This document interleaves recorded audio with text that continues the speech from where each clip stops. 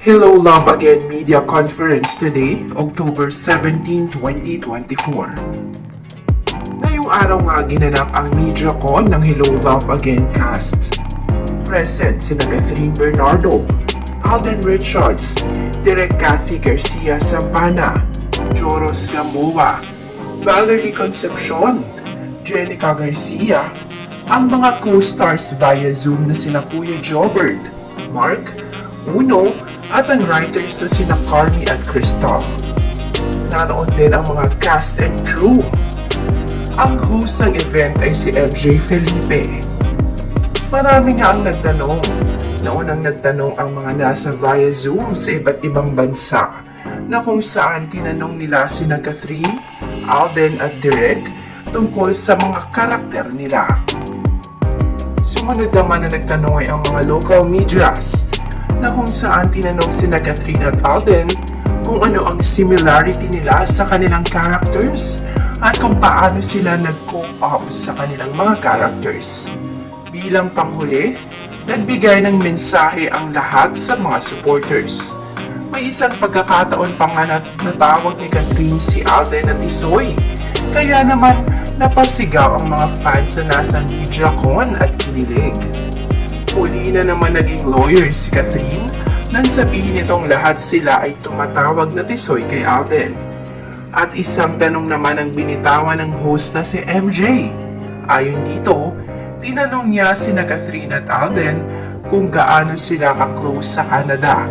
Ang sagot nila ay 85%. Ngayon, ay tinanong muli sila kung gaano na sila ka-close ngayon. Ayon kay Catherine or ayon kay Direk, sabay nilang sagutin. Sinagot nga ito ni Alden at ni Catherine ng sabay, pero ang sagot ni Alden ay 100% at si Catherine naman ay 87%. Ayon kay Catherine, 2 months lang naman daw sila sa Canada kaya tig 1% lang per month. Tinanong ni Catherine si Alden ang favorite color ni Kath at nasagot ito ni Alden ng tamang kulay na green. Nasagot din ni Catherine ang favorite color ni Alden nang tanungin siya nito at ang sagot niya ay kulay blue. Nang tanungin naman sila kung do you believe in second chances? Sinagot nito una ni Alden na kung ang Diyos nga nagpapatawad, ako pa kaya? Sabay binulungan siya ni Catherine sa gilid at biglang nagbago ang sagot ni Alden at saka dinepensahan ang kanyang sagot. Nang sagutin naman ito ni Catherine, sinabi niya na depende sa sitwasyon. Ang pagbibigay raw ng second chance ay gift at privilege at dapat iniingatan.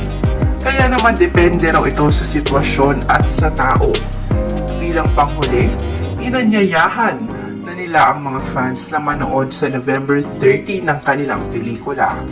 At hindi na rin nila napigilan ang kanilang mga emosyon at umiyak na sa sobrang grateful at suporta na nararamdaman nila ngayon pa lang sa mga tao.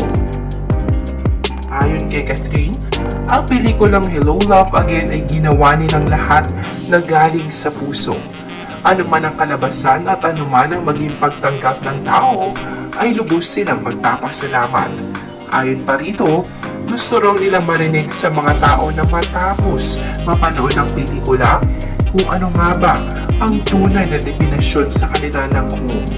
Kaya naman, sabay-sabay natin abangan ng Hello Love Again na pinagbibidahan ni Catherine Bernardo at Alden Richards sa direksyon ni Direk Cathy Garcia Sampana this coming November 13, 2024.